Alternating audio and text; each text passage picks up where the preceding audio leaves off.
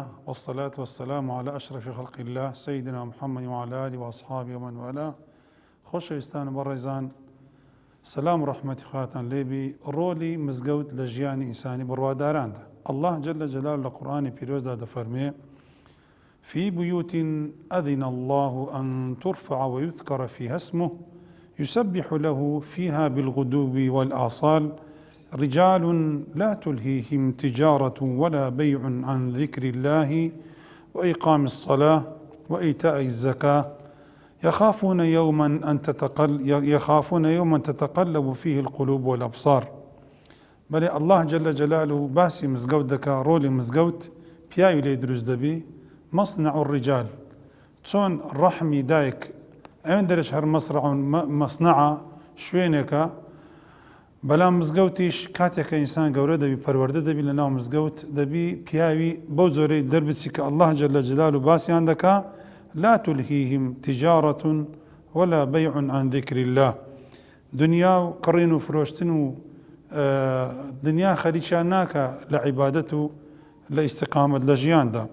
الله جل جلاله زۆر پێخۆشە کاتێکەوە میوانەکانی دەبینی لە مزگەوتەکاندا: ما توطن رجل مسلم المساجد للصلاة والذكر إلا تبشبش الله له كما يتبشبش أهل الغائب بغائبهم إذا قدم عليهم. چۆن یەکێک کەوا 10 ساڵ 20 ساڵان لە کەس و کاری دوور بیتەوە بزر بووە، کاتێککە پەیدا دەبی ماڵ و منداڵ و دایک و باوک و خوشک و برای چۆن پێشوازی لێ دەکەن بە چ دڵخۆشیەک. ئەوها الله جل جلاله ولله المثل الأعلى ئەوهای پێخۆشە کاتێکەوە بڕواداران دڵیان دادەمەزرێ لە مزگەوتەکان. ورجل قلبه معلق بالمساجد، پیاوێکە دڵەکەی هەڵواسترایە لە مزگەوتەکان، ئەوەندە متعلقە پەیوەستە بە مزگەوت. یەک لەو سینانەکەوە لە ژێر سێبەری عەرشی رب العالمین ڕادەوەستن: المسجد مكان لتخرج العلماء والفقهاء والخطباء وبناء الإنسان وليس فقط لإقامة الطقوس الدينية كالصلاة وغيرها. مزگەوت تەنها ئەوە نییە کەوا نوێژی تێدا بکەی نیو سەعات 10 دقە مزگەوتەکان دابخرێ و قەپات بکرێ.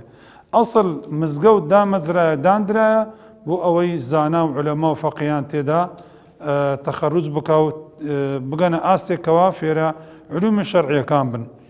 پاشان قووەتی مسلمانان لە چدایە خۆشەویستان؟ قووەتی مسلمانان و ئیسلام لەوەیدایە التمسك بكتاب الله وسنة نبيه والتعلق بالمساجد. قوەتی ئینسانی مسلمانان لەوەیدایە کەوا پەیوەست بن دەست بە قورئان و سنت بگرن و پاشان دڵەکانیان پەیوەستبی بە مزگەوتەکان. و هەروەها ئەبوو هورەیرە ڕەزا و ڕەحمەتی خودای لەسێر ڕۆژێکیان بینی خەڵک زۆر خەریکە تووشی غەفلەت بووینە لە بازارەکان، یەکسەر بانگەوازیەکی کرد لە بازاری، گوتی: ئەی خەڵچینەوە میراتی پێغەمبەر دابەش دەکرێت لە مزگەوتی. یەکسەر خەڵک بەرەو مزگەوتی پێغەمبەردا چوونە مزگەوتی پێغەمبەر تاکو هەر یەکێک شتێکی بەبەر بکەوێتن لە کەل و پەلی مالی مزگەوتی پێغەمبەر، لە کەل و پەلی مالی پێغەمبەری صلی الله علیه وسلم. کە چوونە مزگەوتی بینیان یەک قورئانی دەخوێن، یەک نوێژی دەکات، یەک باسی علومی شەرعی دەکاتن. یەکسەر خەڵک گوتیان ئەبا هورەیرە کەل و پەلی و میراتی پێغەمبەری صلی الله علیه وسلم. فەرمی: ئەدیک ئەوە میراتی پێغەمبەری نییە، ئێوە تووشی غەفلەت بووینە لە خەریکی دنیایەنە، ئەوە قورئان خوێندنە و نوێژ و تاعات و عیبادەت و علومی شەرعی. بەڵێ خۆشەویستان و بەڕێزان، أصبح المسجد محور الحياة في بناء الدولة الإسلامية الأولى، ولم يبدأ النبي صلى الله عليه وسلم ببناء الدور والأماكن السياحية وقاعات المناسبات، بل أول ما ركز عليه بناء المسجد لمسجد أسس على التقوى من أول يوم أحق أن تقوم فيه رجال يحبون أن يتطهروا والله يحب المطهرين. پێغەمبەر صلی الله علیه وسلم کە دەولەتی دامەزراند یەکەم ئیهتیمامی بە خانی خۆی نەدا، یەکەم شت پاشان قاعی مناسبات دروست بکە، یان پارکی دروست بکە، یان نەفەق و زسر و یەکەم شت مزگەوتی دروست کرد.